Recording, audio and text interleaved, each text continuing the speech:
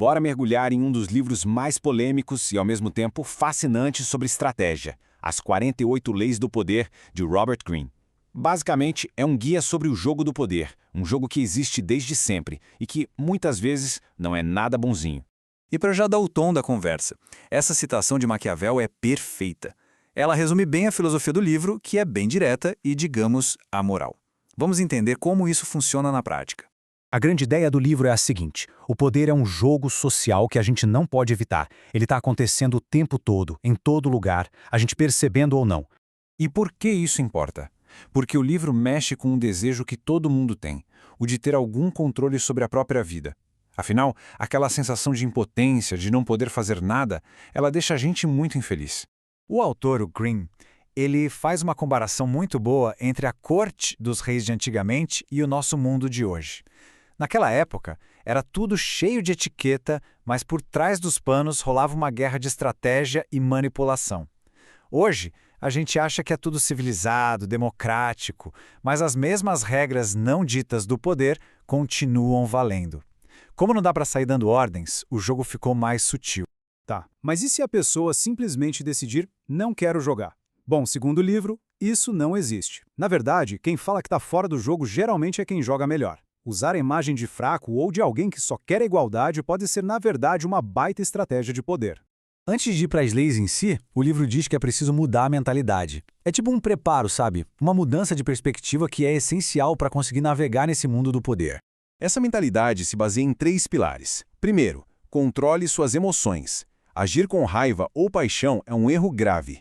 Segundo, jogue com as aparências. O mundo julga o que vê, então aprenda a usar diferentes máscaras. E terceiro, e talvez o mais polêmico, seja amoral. Não pense em certo ou errado, mas sim no que funciona e no resultado que cada ação vai trazer. Agora sim, vamos dar uma olhada em algumas leis para sentir o gostinho. São 48 no total, mas essas que eu separei já mostram bem como o livro vai do sutil ao direto. É importante ver as leis como ferramentas, não como regras a serem seguidas cegamente. A primeira é a Lei 4, que fala sobre o poder de ficar calado. A ideia é simples. Quanto menos se fala, mais poder e profundidade se aparenta ter. O silêncio deixa as pessoas nervosas. E na tentativa de preencher esse vazio, elas acabam falando demais e revelando informações importantes, suas fraquezas, suas intenções. É uma armadilha sutil. Agora, saindo do poder da boca fechada, a gente vai para a Lei 9, que mostra a diferença entre falar e fazer. Sabe aquela discussão que não leva a lugar nenhum? A lei diz que ganhar uma discussão na marra não vale a pena, porque o ressentimento que fica depois é enorme.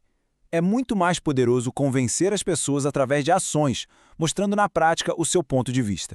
A lógica aqui é bem clara, né? Discutir quase sempre vira uma briga de ego. Ninguém quer dar o braço a torcer. Agora, quando se demonstra algo, a prova está ali, na frente de todo mundo. É inegável e não ofende ninguém diretamente.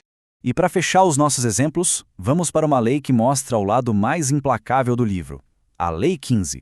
A lógica aqui é brutal, mas direta. Se um inimigo for derrotado pela metade, aquela pequena brasa que sobrou um dia vai virar um incêndio de vingança. Então, a única garantia de paz, segundo a lei, é esmagar o inimigo por completo, seja acabando com a reputação ou com a influência dele.